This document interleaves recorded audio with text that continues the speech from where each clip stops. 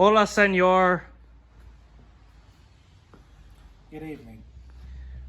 So Alex is officially calling it done right now because I don't have the pigtails for the back of the headlights. But we got the engine running again. It still needs tuned by Matt. Final nip and tuck after that. And the fenders can go back on it for the painted, and then everything will be good to go. Still need to fix this master cylinder because it looks like shit. But that's just an easy fix. That's just swapping it out once I get the money for it. Engine's running good. We ran up to, what we ran up to? 3,000 RPM without fail? 3,000 for right now, because I don't want to run it any higher until it's actually tuned in case it's flooding the engine out. One of the big things that you guys saw in the last video with this wiring harness, the cooling fan system actually kept failing, and it went through 2 different controllers finally. And we come to find out that it didn't have sufficient enough ground, and on top of that, the controllers just weren't compatible with these fans. I made a discovery earlier that these are high amp draw fans, and the typical fan only needs about 20 to 30 amps to operate. These fans almost need 40 amps to operate the system. So they are now hooked up on an independent relay toggle switch system. And which I got fabricated. So has a nice fuse, inline fuse there, and 2 inside the car for each fan. Now, a lot of people have always argued back that, oh, you only need a couple fuses. I know that there's a lot of breaking points you can have, but the more fuses, the better. Because if you have a fuse out here at the battery, if something's going wrong with one of the relays or there's a problem in between, it'll catch it and blow the fuse. If there's a problem anywhere past the relay out to the fans can blow their fuse, and it allows us to more confidently trace issues in the future. Because, we gotta admit, going through this braided wiring harness loom is an actual pain in the ass. And at the end of the day, makes it easier. It's better, nicer, cleaner, makes it easier to handle. And as far as the headlights go, now I have preset them. Now, there's not anything on the ends yet. I just pre-dialed them in, because once he collects, like he said, the connectors for the headlights and the parking lights, and the front bumper goes back on, then we can start fully wiring up the lighting system, and then I will finalize the second loom to go on the chassis.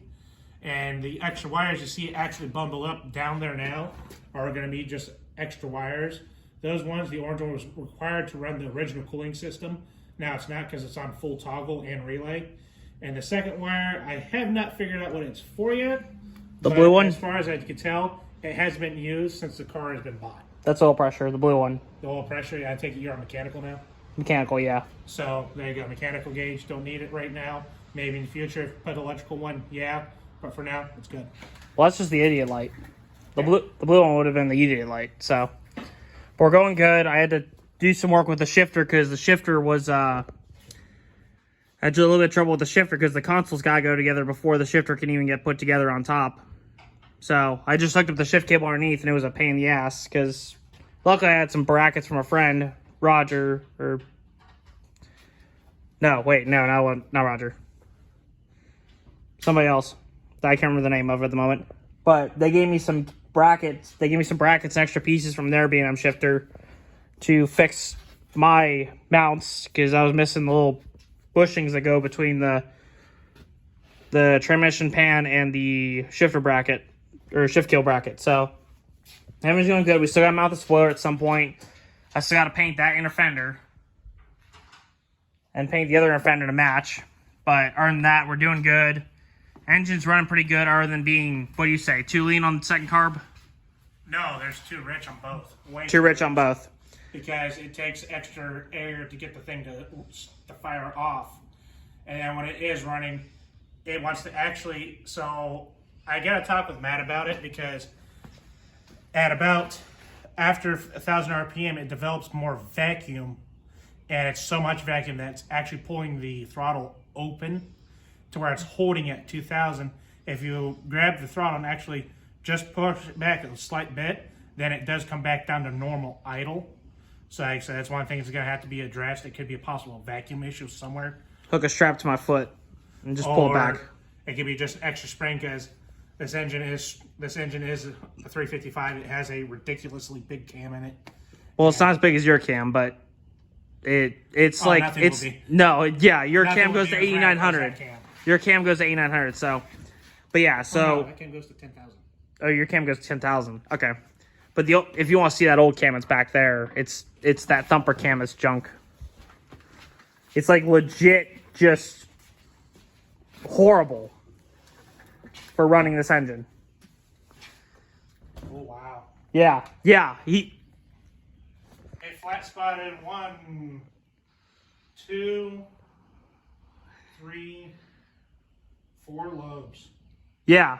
That's what I was saying. It was running half the engine. So imagine how much horsepower this thing's going to produce now and how much more reliable it's going to be. You didn't reuse his lifters, did you? No. It's a new engine. No, I got new lifters, new cam, new springs, everything. So The only thing I didn't replace was the rotating assembly. the car's gloss black inside the engine bay. Yeah. So I suggest we'll get the VHT in gloss black. Header paint or just regular? Actual header paint and clean these and spray them because it'll help out in the future for high heat scenario, especially with that engine in there. And on top of that, it just looks nicer. Yeah. VHT settles down cleaner. But yeah, so everything's going good. The carbs were running, what, a solid 7 PSI at idle? 7 pounds at idle, and on full draw of the engine with the crack, it was 6 pounds and holding. Yeah, so that's good. That's showing a steady shoving of fuel. Yeah, it's clean. It's cleanly getting fuel through. It's just the reality of it is twin Quadrajet 600s on this engine are It's actually not good. unfeasible. It can work, but the problem is it's just way too much carb for the engine. If you actually go on the Holley's website, there's an actual formula to determine with your cam and engine how much CFM you need. For example, my engine with calculated at 302 with the cam radical cam I have, it requires 650 CFM in a straightable vacuum secondary. In this application, it's a twin tunnel ram, so a twin 400 setup would actually be the best option because in all reality, this car could handle 800 CFM of carburetor. Because of the cam and the intake and everything set up. Yeah, it's just, this isn't a flat-out race car. This is a street car, so by bringing that, dialing that back, it'll make it more streetable, and for the long run, because you do want to be able to drive this thing a lot of places, it'll actually help for fuel efficiency because you won't have to draw as hard on the 400s as you will the 600s. Yeah. So basically I have full, I think I finally found the name for this thing. It's like, so this is the Wolf, the super stock Wolf. Oh, yeah. It's, Wolf with an E in honor of Grandma Rivera. Or Grandma Wolf, sorry. I'm like, because if it wasn't for her, this car wouldn't have been in my possession at all. So, thanks, Grandma. hey, you never know. One day you get over here to my place. I'll show you a large Marge, the party barge. Yeah, we'll do a video of that sometime. Or we'll just do a video of both these when they're running and see which one's gonna do better tire fire. Tire fire contest. You better hope those 373s and the 4-speed don't fry off my tires. Hey, it's up to you how much tire you fry. You can make bologna skins all day. I'll take them down to the rim. But yeah, so that's all for tonight, guys. And this is the second day of trying to fight with that wiring harness for the fuses. So we're all good to go. So engine's running good, fuses are working, and the fan relay is working. So I just got to get some parts. And we will see you all later. Bye.